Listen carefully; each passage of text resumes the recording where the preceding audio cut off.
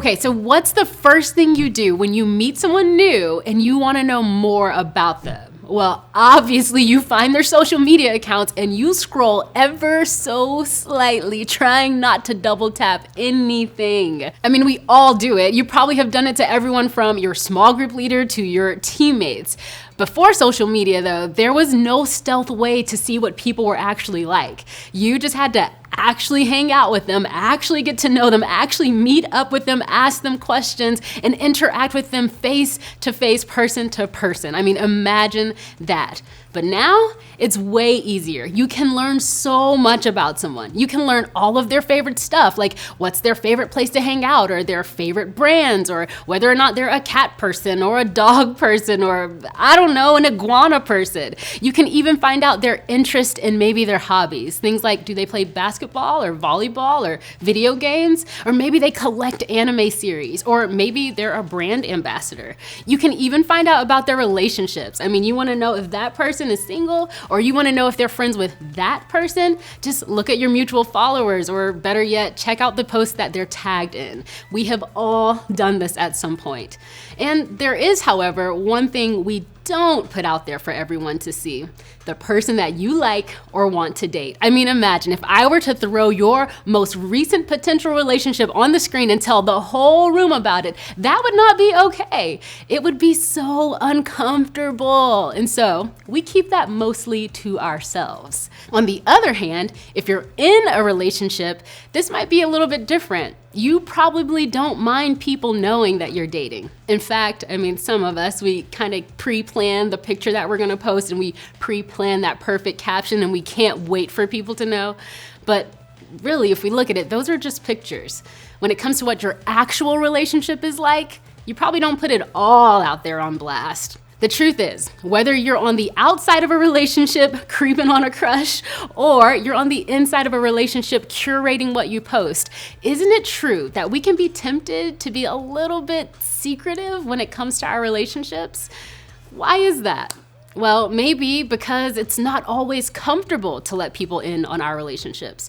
Maybe it's the embarrassing nicknames or the weird voices you use when you talk to each other. Or maybe you aren't sure how long it's gonna last. Maybe you don't want to be that couple that seems super obsessed with each other. Or maybe you haven't put a label on it yet and you don't know what you would say if someone were to ask. You just wanna give it time because you know that it has potential. Or maybe we aren't looking for everyone's input. I mean, think about it. When a relationship was new, you couldn't stop talking about it with everyone. But once the butterflies died down, we kind of slowed down on sharing all the life updates. You convinced yourself that you made it out of the honeymoon phase, and so, this relationship has potential to make it through the long haul. Or maybe another reason we're tempted to keep everyone out is because we're afraid that the people closest to us might disapprove of the relationship. Maybe your friends like your crush, and from a distance, they're cool with all their quirky beige flags. But if they knew what they were really like up close, they honestly would start pointing out all these red flags. But you're convinced that they just can't see your crush's potential. Or maybe we keep adults out because we're afraid that our parent or caretaker or family might disapprove. Maybe you feel like you could literally date the most perfect person and they still wouldn't be okay with it. Or maybe you straight up just aren't allowed to date, so you don't put a title on it, but you know and they know what you are anyway. Maybe it's just easier to keep it to yourself because your parents maybe just can't see and they just don't get it yet, but give it time. You guys have potential. Regardless of why, there are lots of reasons why letting people into our relationships might be uncomfortable. We've been in this series Potential for several weeks. We're talking about dating because we all know what it's like to look at someone and wonder if whether or not you and them might have some sort of potential future together. But what if you could base your dating success off of something way better than this vague idea of potential? What if today we discovered something that has the potential to change how you approach dating forever? We're gonna take a look at a passage in a book of the Bible called Proverbs. It's a book filled with wise sayings, insights, and principles to help us make better choices in life. Several of the short verses in Proverbs are written in cause and effect phrases. It's like, if you do this, cause, then this will happen, effect. The primary author is a guy named Solomon, who was an ancient king who led Israel. And interestingly enough, he was the son of David and Bathsheba, who we talked about last week. Scripture calls Solomon the wisest man to ever live, which is a pretty high compliment. So if you're looking for some guidance that you can apply to your dating life, you can probably find that here. Solomon says this: "For lack of guidance, a nation falls, but victory is won through many advisors." Solomon is saying that if a nation or a people group doesn't have enough wise counsel, then it might fall apart. And the same is true when it comes to our life. If we only rely on ourselves for guidance and direction, at some point we're gonna fall. We all need other people. When we rely only on our own perspectives, we limit our ability to see clearly. We can only see so much, and sometimes we can't even zoom out enough to see the whole picture. Letting other people in helps us grow because having multiple healthy perspectives challenges us to think differently. It can even help us see if a relationship has potential. When we rely on only our own reasoning and perspective and experience, we miss out on people who might make us better at life.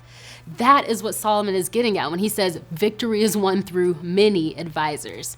In every area of life, we can make better decisions, get less tripped up, and become better people when we find wise people to walk alongside and when we learn from multiple perspectives.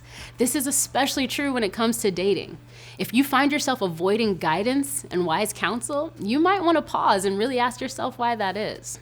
Think about it like this: without people who make you better, you can miss out on what's best.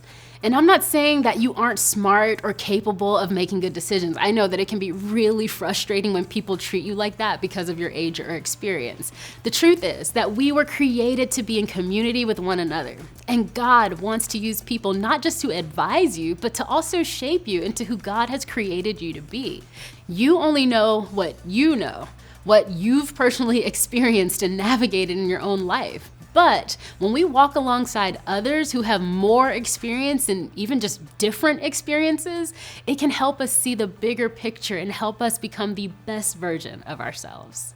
Okay, so it's kind of like this. When you learn to drive, you quickly discover what a blind spot is. It's like you're in the driver's seat and you've got this rearview mirror and you can see cars coming up, but there's this one gap that you don't see them in the mirror, but you also don't see them out the window on the side of you. That is called a blind spot. That's when a car is literally so close to you, but you can't really see it. Well, you see, here's the thing. When it comes to dating, an advisor helps you see blind spots. I mean, an advisor might help you see when you are falling into habits that you want to break, but that person that you're dating doesn't quite have the same standards, whether that's spending money or doom scrolling or sex or drugs or just living an unmotivated lifestyle. An advisor can help you see that blind spot.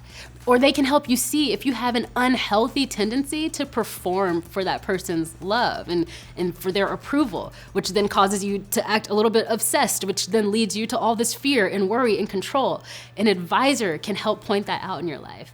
An advisor helps you point out if you are maybe dating an abusive or disrespectful person. An advisor can help point out if you are dating for status and clout instead of for the right reasons, like all these reasons that are actually just making you a little bit narcissistic and self-absorbed. An advisor can point out that blind spot. An advisor can help you point out if having that person in your life isn't making you any better at life at all. They're just kind of keeping you from reaching your potential. Your advisors may be able to tell whether or not you've developed some unhealthy tendencies. Your advisors can be able to help you tell that the person that you're dating is relying on you to help heal all of their emotional wounds, and that's not healthy. Your advisors may be able to spot that the person you're dating actually has zero respect for authority, and that's not cool. Or maybe they will help you notice how the person you're dating is creating a wedge and a divide between you and your friends. They may even tell you that you need to learn how to ask better questions and truly listen to the answers. This list could go on for days. There are people around you who have been through it, and therefore they can spot it. They've been through breakups, they've made mistakes, they've walked a similar path, and bringing them in on your dating life, even when it's not easy, even when it's not pretty, can be a really good thing. If we let people in, we might be surprised at how helpful they can be. So, how do you go about finding your advisors? Well, it's actually very easy. You just take out your phone, you post on social media that you are now accepting applications, and they will start rolling in. I mean, obviously not, right? When it comes to finding people who can challenge you to be better at life, here are a few things to help you out. 1, think of someone who will be objective. We all have those friends who co-sign every decision we make, right? The yes people, they literally will say yes no matter what. Well, I would advise you that they probably aren't the ones, but finding someone who lives in a way that you admire can be a good start. Maybe they have a relationship that seems strong, or they seem like they've been able to make a lot of good decisions along the way. Regardless, we need people who are going to be honest with us, even when it isn't easy. Maybe especially when it isn't easy. All right, the next thing you can do is find someone who has already been there. Lots of times this might be someone older than you, and not just because they're older than you, but someone who seems to have some wisdom. And how do you get wisdom? Well, one way is that you go through several experiences, and that is why age might be a really helpful thing to consider. That is one of the best things about showing up to your faith community, because there are leaders and adults who care about you and want to help you become the best version of yourself that you can be. Okay, and then the last thing is this. Reach out. This is the most important step. If you don't ask, then it doesn't happen. I mean, sure, people might offer advice here or there, but actually inviting someone in and asking them to help you along the way will prompt them to be thinking and asking great questions about your specific situation. It might be intimidating, but I guarantee you that as soon as you ask the right person, you will be glad that you did. They don't have to be your closest confidant, just someone who you can trust, who you can talk to, and who you can hear honest, objective feedback on what you're experiencing in life from, and especially your dating life. Okay, and here's something to consider. When Solomon says many advisors, he doesn't mean anybody and everybody. You want the right person to speak into the right part of your life. It will take multiple voices, but that doesn't mean a multitude of voices. Many advisors doesn't mean just any advisors. Listen, even if you aren't dating right now or interested in it, chances are that you might someday. But even if dating and marriage aren't the goal, having people in your life can help in so many ways.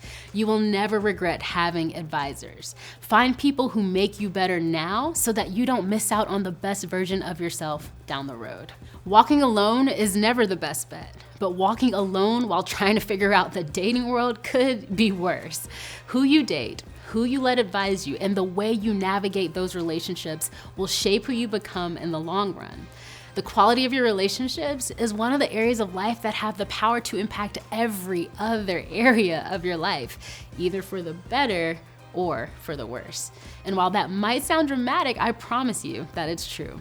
So don't let today pass without thinking about someone who could be a good person to walk with you.